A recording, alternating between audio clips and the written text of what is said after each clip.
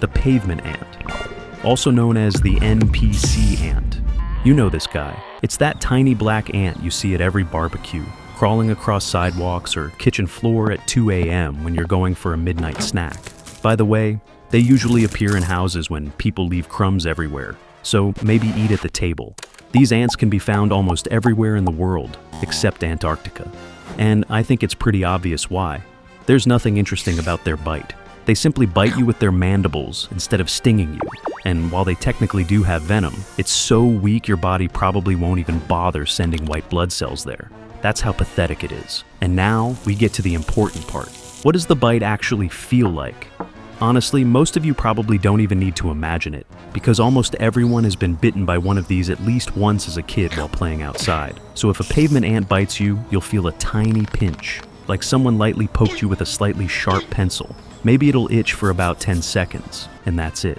This ant couldn't hurt you even if it really wanted to, which it does. It just sucks. Now, let's move on to the tough guys. The red imported fire ant. Now things start getting interesting. If you live anywhere in the southern United States, you've probably seen their nests.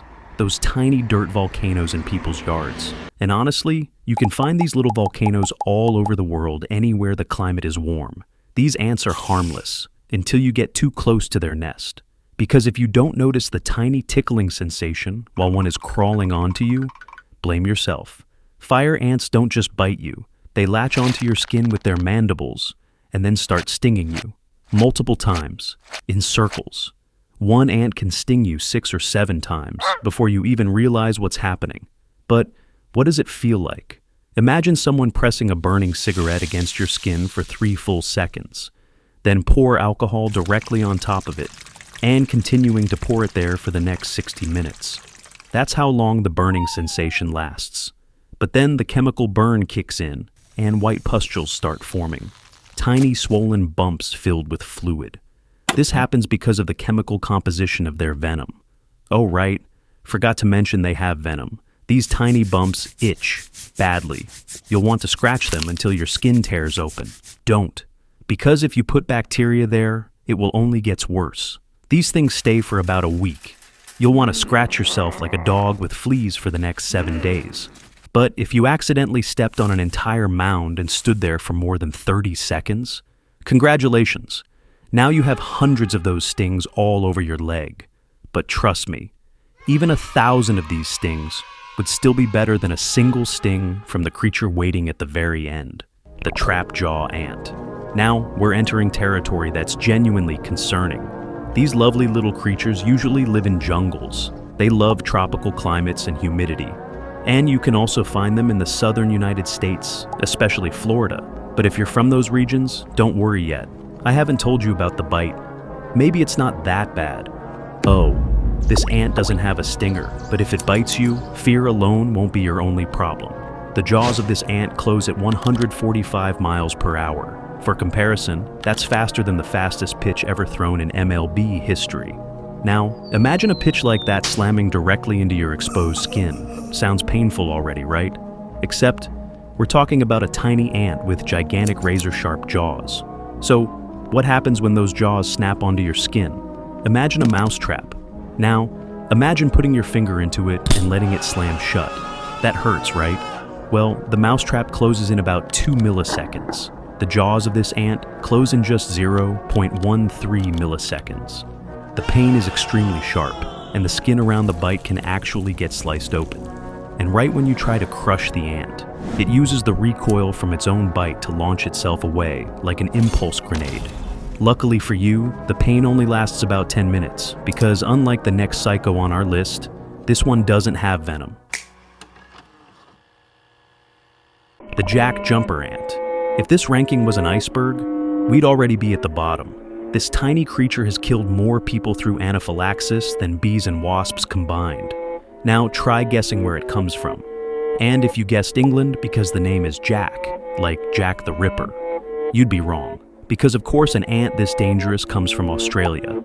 It lives almost exclusively on that continent, mostly in Tasmania, the continent that decided every animal should have the ability to kill you, especially insects. This ant got its name because unlike most other ants, it attacks you first. Not because it enjoys it, it's still not a psychopath. It does it for self-defense whenever it feels threatened. And the way it attacks is honestly kind of hilarious. It literally jumps at you. So it doesn't just sting or bite you because it accidentally crawled onto your body.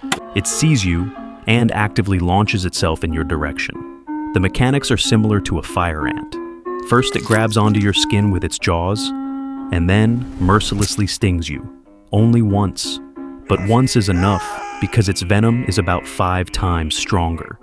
If a fire ant makes your skin feel like it's burning, Jack Jumper makes you feel like your body is shutting down from pain. The area around the sting swells up, and you can literally feel your pulse inside the wound. But then comes the fun part. The allergic reaction begins. Nausea, dizziness, chest tightness, difficulty breathing. And what does the pain itself feel like?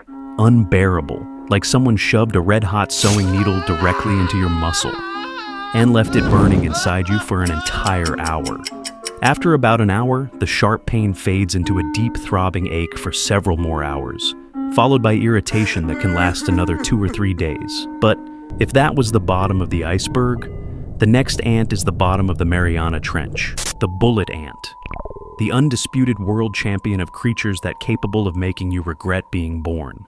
It lives in South America and absolutely loves the Amazon rainforest. And if you live there, I'm genuinely scared for you.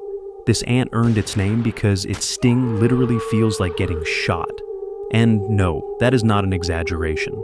Entomologist Justin Schmidt, the man who intentionally got stung by hundreds of insects to create his own pain index, gave this ant the highest rating possible. Actually, even higher than the maximum. 4+ out of 4. He described it like this. It was like walking over flaming charcoal with a 3-inch rusty nail embedded in your heel. But honestly, reality is even worse than the description. The moment it stings you, the pain is immediate and overwhelming. Not gradual, not increasing over time. Maximum pain instantly, hot, crushing, merciless. The venom contains a neurotoxin called ponerotoxin, which basically hijacks your nervous system and forces your pain receptors to fire non-stop. That's why the pain feels endless, and there is no off switch. People who've been stung said it becomes impossible to think about anything except the pain. And honestly, I agree with them. But what does this pain actually feel like? You guys are very lucky, because I can describe it from personal experience when I was in Brazil. The day this thing stung me is something I will never forget. Imagine someone slammed your fingers with a car door as hard as possible. You want to scream from the pain. But now, imagine the car suddenly becoming boiling hot and continuing to get hotter, while your hand is stuck there for 24 straight hours that feel like eternity. At some point, breaking your own arm starts sounding like the more pleasant option. And to make this even crazier, there's a tribe in Brazil called the Sadare Mawe that uses these ants in warrior initiation rituals. They weave gloves filled with hundreds of live bullet ants, and young men have to wear them for 10 full minutes, and repeat this 20 times over several years. I honestly don't know how creatures this small are capable of doing something this horrifying to us giants. But I do know one thing. You should never experience any of these bites yourself, especially. Stay safe, guys.